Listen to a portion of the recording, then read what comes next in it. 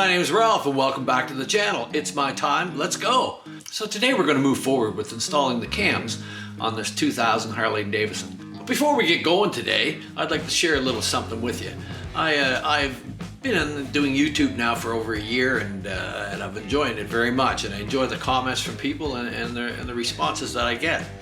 And this past week, I got my first check from YouTube. So it's not a whole lot, but it was something after all the work, and made me feel pretty good. So I went out and treated myself today. So let's check out and see where I spent my money. So well, the weekend weather was great this weekend, so I managed to get my old hot rod Lucy out and get out for a run. And while we were running around, I had it in the back of my head that, you know, I'm loving my new Milwaukee tools, my impact driver that I see all the guys using, my air ratchet or electric ratchet that I see all the guys using. And I fought with my old drills and the old battery packed ones I had, the old plug-in one that I've probably had for 20 years, just barely sort of hanging together. And today was the day. There was another sale on, and today I've got myself a new Milwaukee drill. And I'm pretty excited about it. The other things that I got from them, I've been ever so impressed with, and you can't beat Milwaukee's name. So I'm hoping that this edition is going to cut down on a lot of extra work for me. And what do you know? As with the other ones, it comes in a very cool bag. The bags are a good idea because tools should be taken care of, and often they're just thrown in a drawer with other stuff and you get what you get. Looks like we got a little charger in here. We've got the drill, and I'm not sure what that is, I'll have to see, but it almost looks like 2 batteries. If that's the case, I would be really impressed. And what do you know? 2 batteries in the kit. Often you see these drills and such advertised without a charger, without the batteries, and you're stuck sourcing all that stuff out individually. So this stuff was on a big sale down there. I knew it was my day. I guess I got a feeling when those things are happening. I guess that's how I got my last Milwaukee tools. But today, this is an impact drill, they call it. So I'm not quite sure how it all works. But that's what the instruction sheets are for. It was the only drill that was available. So first thing we got to do is get these chargers charged up. I like having 2 of them because then you're always going to have one. Ah.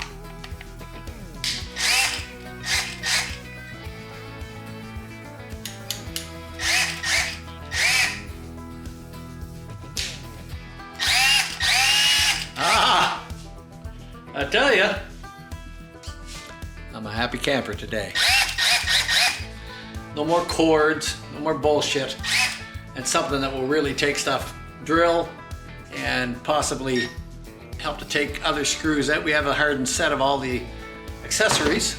We've bought the little kit here with a bunch of accessories for screws and such, and I suppose the impact thing will help with that. But a bunch of different bits and stuff, and also picked up these 2 little quick kits with the square types and some Phillips, so they'll come in handy. And the really nice thing about these is that when you put them in your drill, the ends of them are hexed like that, so they won't slip around in the drill chuck, as which happens with many things. So I'm pretty excited today.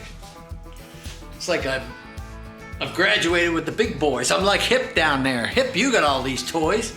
I see you with them. And Slick, well, you know, if I told you what they cost us here in Canada, you'd probably have a crap.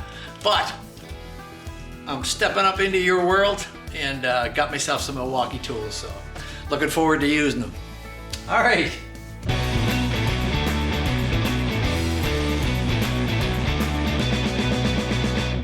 So we're going to try to get our S&S oil pump put together on it. But just as a point of interest, I'd like to show you the difference in some of these pumps. This here is the original pump, and these are your gears in here. Tricodials, I think they're called, but... And this shows you the size of what's pumping. Here is the S&S kit. So you can see the difference in the gear sizes, and that's sort of self-explanatory as to how much they'll pump. So we've got everything to go in. S&S says that it's probably easier to disassemble everything. So we'll put our O-ring to start with back in here. This is the one for the oil pump. There we go. And we have the ones for here.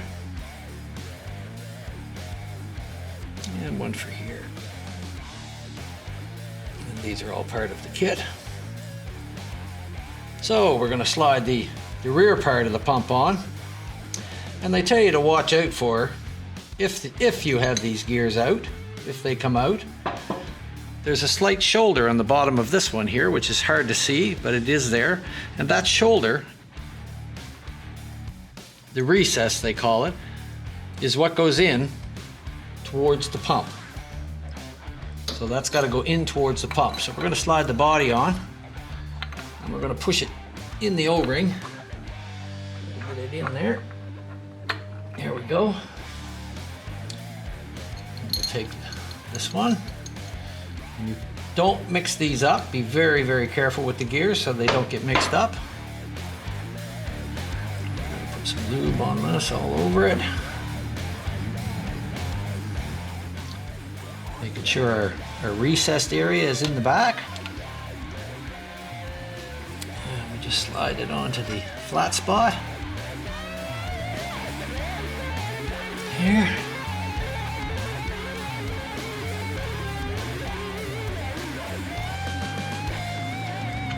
Oops. It's kind of a little odd to get in there because of the tricodial, how it wants to move, so we'll take this off. Paying attention to which way these are mated again. We'll slide this in first. Go in. Double and triple checking our little groove there.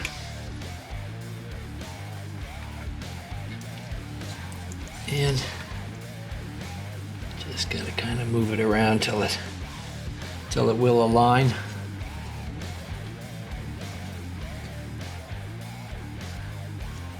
we go.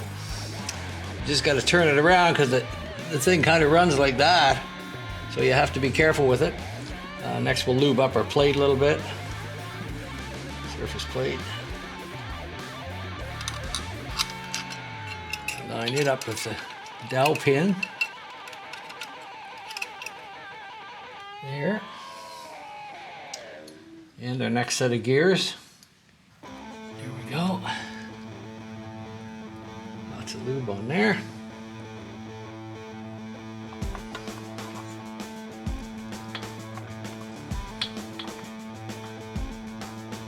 And we have to make sure that the pins go in the body. So I'm going to pull these.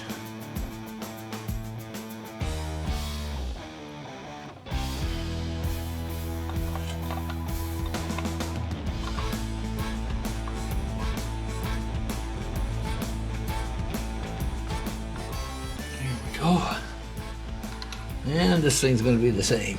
It's a little hard to get in there in the right spot. There we go. Just takes a little patience, but it will pop in there. Okay. So once we're at this stage, we can put a ruler right across the face, and we make sure that there's lots of space in here, that the pump body does not stick out farther than that. If it does, then you've got to wait and stop and check out and see why that is, that it's sticking out. You're probably not back into the O-ring or something like that. Also, we have to make sure that our gears don't stick out past the pump body.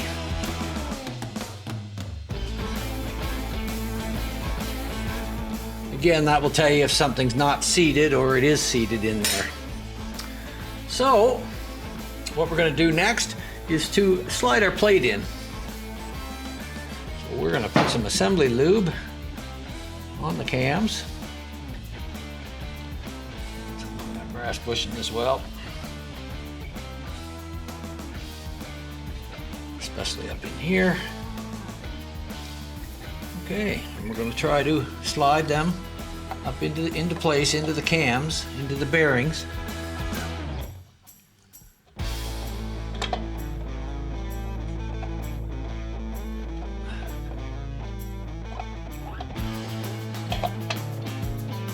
There, we're in flush all around. Sometimes it takes a little wiggling to get it in there. But now we've got it. All right, a little bit of Loctite on our screws as per the instructions. Start these in place.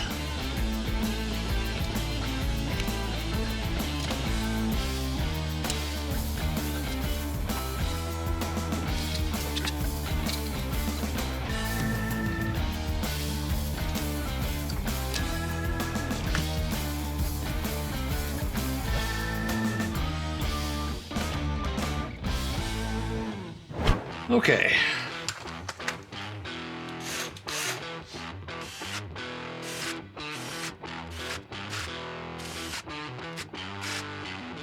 Go around and snug these up.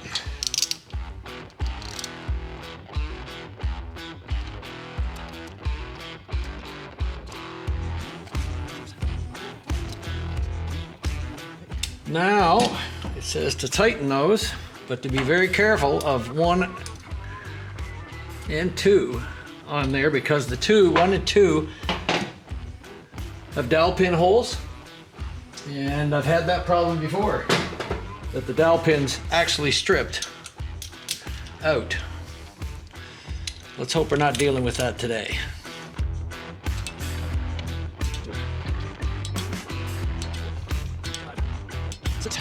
Just gonna back those off a quarter of a turn.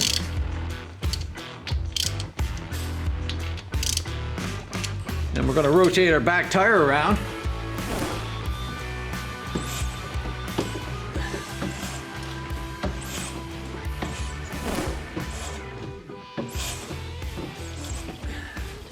We turn that around a bunch of times to allow that to seat into place.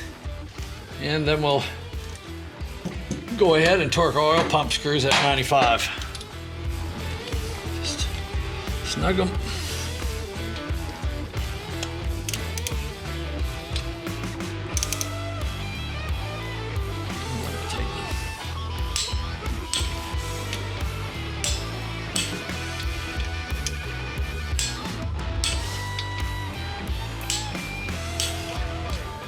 And there, that should do it.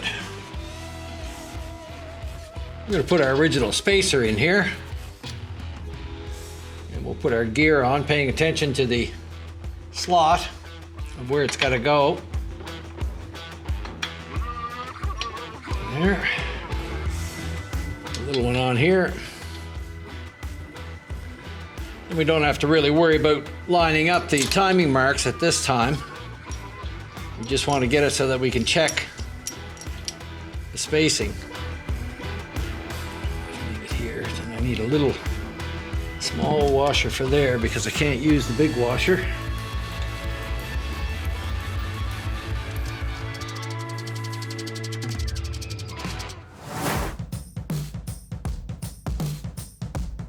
Well, I'm going to use my old handy dandy standby that I made.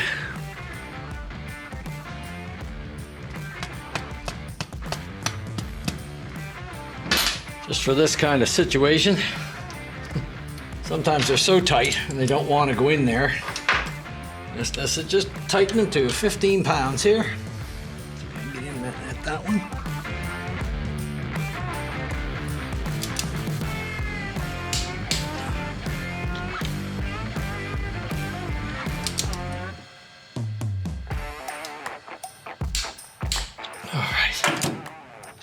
Now we've got our straight edge across here. And that looks pretty good. The idea is try to get a 10 thou feeler gauge in there. And if you can't, it looks good. I cannot see light through them. I cannot get a feeler gauge in top. No, so I'd say we're right on the money where we want to be.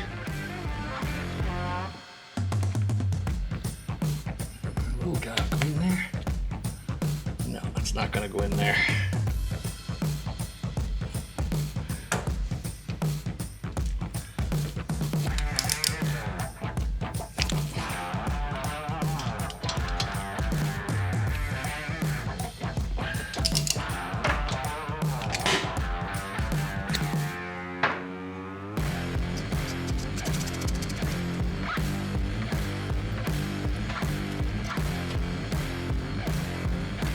Now, had we been using our old chain, we had pre-marked it with some yellow marks on here so that we would know to put it in the same way. But we've got our new fueling chain. Go in here. And there we go. As we can see, our two marks are lined up right there where they should be. So put some Loctite on there.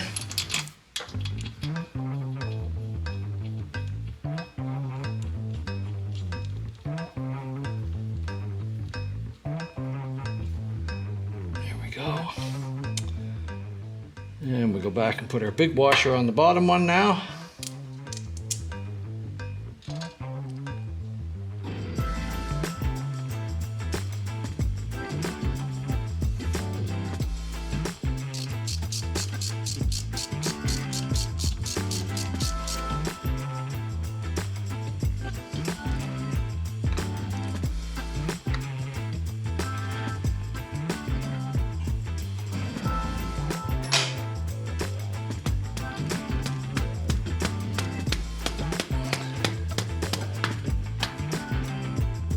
Right, the bottom one now has to go to 25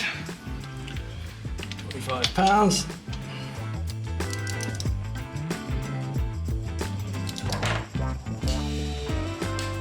Okay. And the top one to 34 pounds.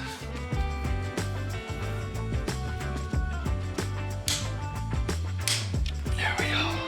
So if you don't have one of these handy dandy fancy tools, which I find a lot of times are hard to get in there, I just took a piece of plastic and cut it off like this, stepped, and took just a grinding disc and cut slots in it, approximately where the gears were. You could hammer that in there, poof, away you go. Cheap fix. Okay, so now we're there. Now the next thing to do is to get our hydraulic tensioner in place. Loctite on the screws.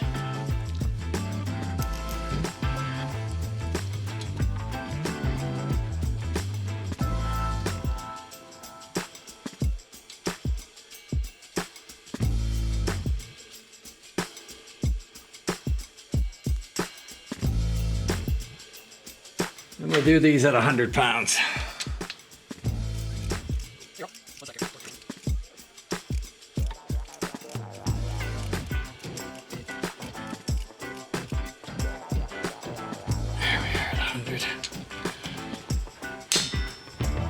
There we are.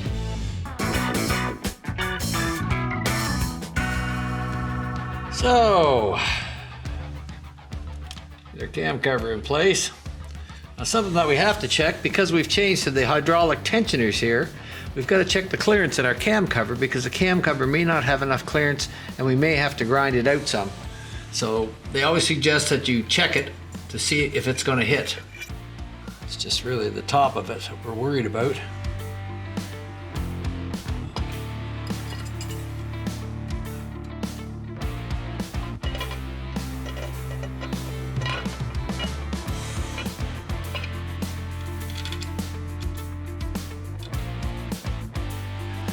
There we go.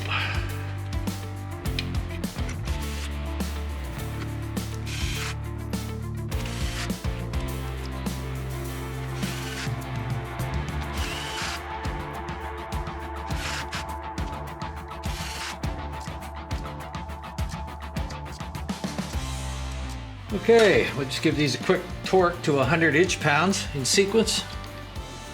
Number one up here.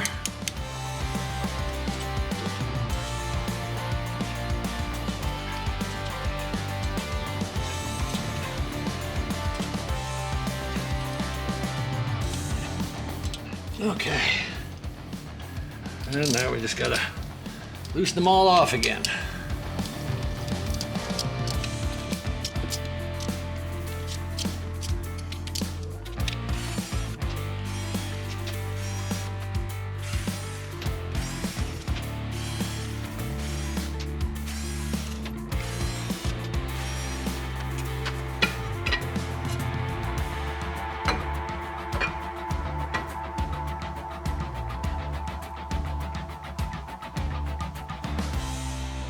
So that looks all right. It didn't squash it out. It squashed it out, but it didn't crush it out. So I'd say we're good to go there.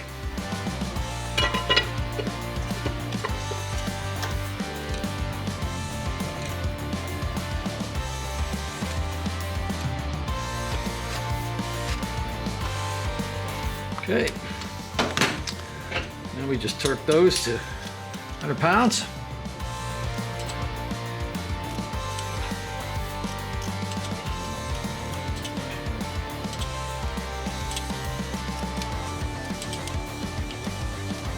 Go.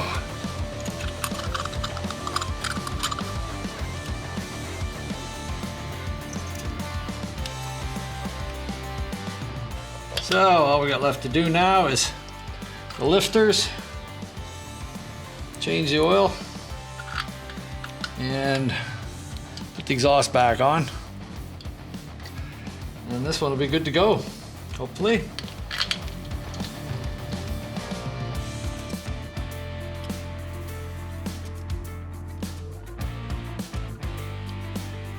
Okay, so now tomorrow all I got to do is put the push rods in it, put the lifters in it, put the push rods in it, set the valves, change the oil, put the exhaust on it, and I should be able to pretty well take care of that tomorrow. So we got a lot done today. Supper time for me. So we've soaked our lifters in oil overnight, and now we're going to start putting them in. Makes it be a little bit messy, but we just give them a little wipe. So we just wiped our lifters off, and we want to install them with the flat facing where the roll pin will go here. The flat surface there. You've had your lifters soaking in oil. Try to keep them in the upright position when you go to install them so that the oil doesn't drain out of them. We get our little lifter lock pin. We put that into place there, and that keeps them in position. Pour some oil down the holes so that there's some oil in the cam chest to start with.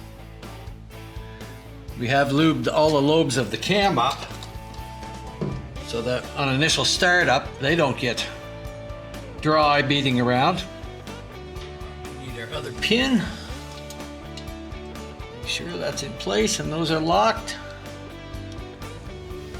Okay, clean our surfaces off there of oil.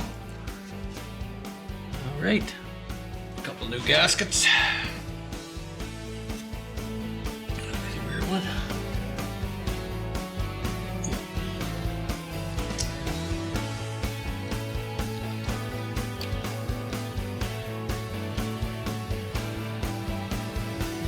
There we go. Okay.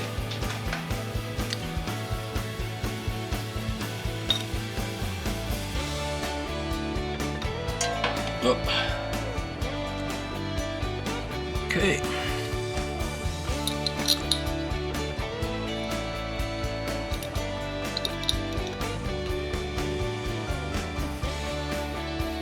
A tight little spot to get at. Pain, really.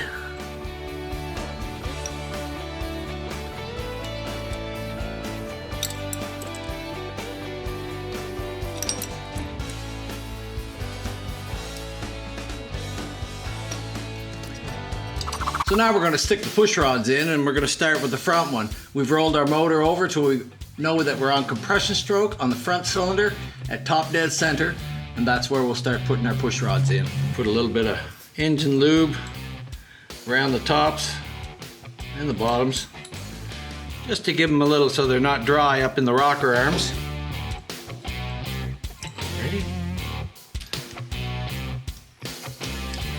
Take our push rods. We've taken these little rubbers and put oil on them, oiled them up when we put them in, and we're going to start with the intake one back here and see if we can get it in.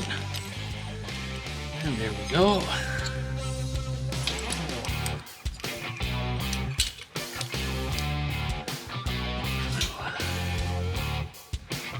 Little spring. Just try to keep that up into place for me. Get the nut up and extend it down to where we can start threading onto the extended piece. Just snug it up too. It doesn't want to move around here. There we go.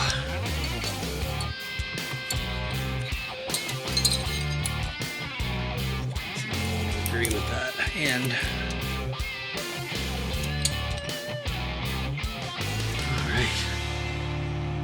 Alright, I'm going to put a little dot on it.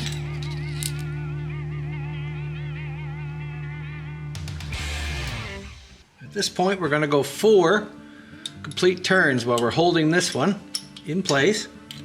Take that out.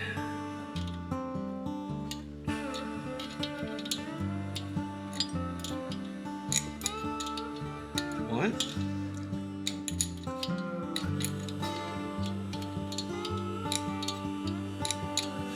2.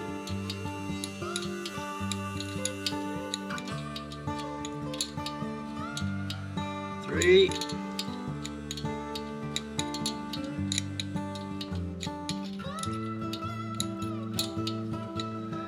4. Take our locking nut up here.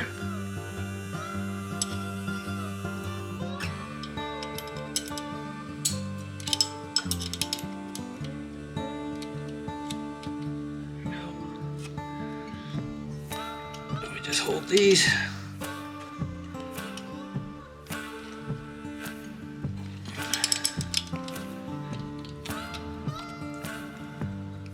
There we go. Now that we're locked, we can just make sure that your top one is not interfering with it. There we go. And now we have to wait probably 15-20 minutes. Sometimes it takes a little more, a little less. Until this bleeds down and we can move this. As you can see now, we can't move this at all. And it's locked up very, very tight. So now we have to sit and wait until that bleeds down completely, and then we'll do the next one. Now we've got the first one down to where about we want it, so we can go along and do the exhaust one here on the front as well. Because both of the lifters are down where they should be. I actually unscrewed all of the push rods and put oil up on the threads so that they wouldn't be binding at all when I go to do this part. But they still like to be fussy. You always know when you're on the front cylinder compressor stroke that both of the valves are closed. Start a little nut up on it so we don't have to hang on to that.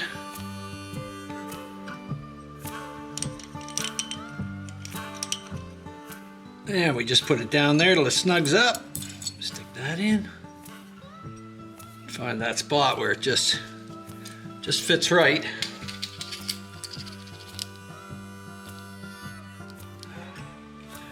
And we grab the push rod with our little 1/4 inch nut, and we go 4 turns.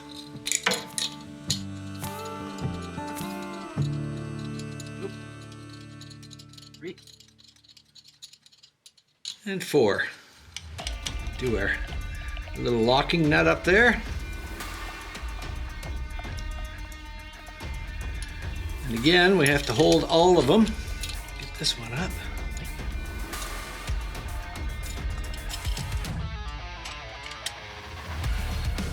Just tighten that up. So we'll just wait for it to bleed down now, and I'm going to go along and do the rest instead of videoing it all, because I think you've got the idea now of what to do. But you have to wait until you can spin these freely with your fingers. Our back one should be getting there. That. It's still not as free as I would like to have it, but it is getting free there, as you can see. But we want to be able to turn it with our fingers there, which we can. Just hard to see there at this point. But we're gonna let them bleed down now. All right, change the oil as well, put a new filter in it, and fill her up with clean oil. That's the plan. Just takes time to let these bleed down so you don't have a problem, but don't rush it. Don't rush it.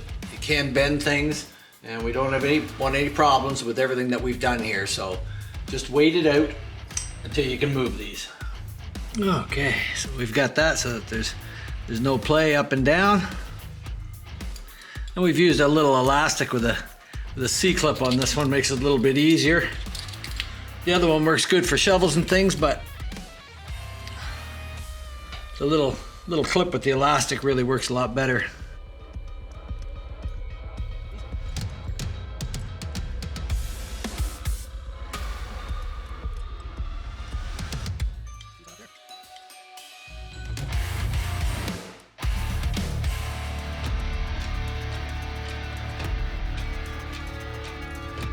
There we go. And just to make sure that one wasn't interfering with the other, I always like to do the last little tighten there. There we go. Okay. So now's the big test, eh?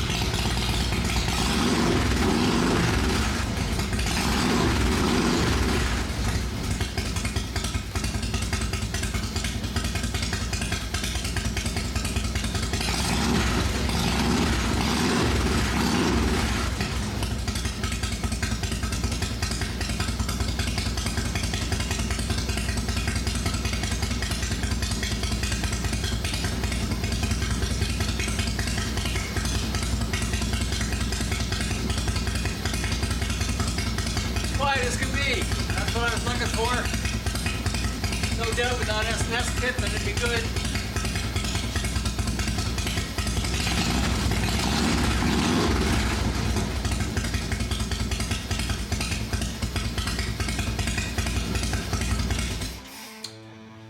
Now all we gotta do is wait for him to come pick it up, and I always like to get him to take it for a drive if I can, because then I can, I don't really know what the bike was like before, and the owner who's driven it certainly knows what it'll do and what it performs like and everything else. So tomorrow I'll get him to take it for a little ride here before he takes off with it, and let me know what he thinks. But the motor's nice and quiet, there's not a sound in it. That just shows you that S&S got a nice kit there. Real happy with it. I just replaced the 2 chains because if I'm putting everything else new in it, I'd like to put the chains in as well. So we've done that, so it's all new in there, and you should have no worries and lots of performance. Until it warmed a little bit, yeah.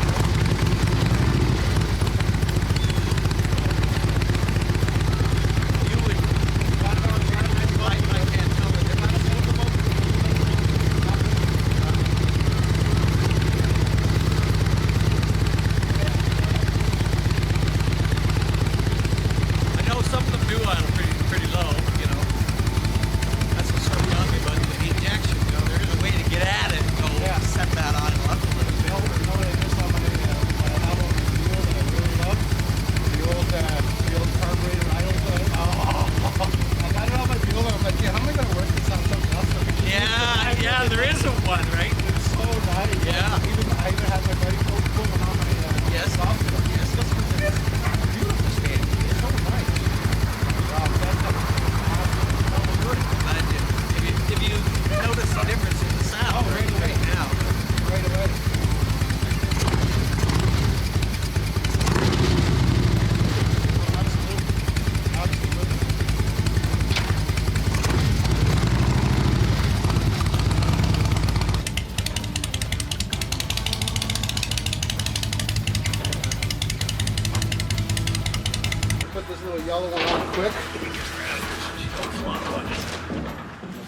always nice to hear it. Thank you very much for passing that on.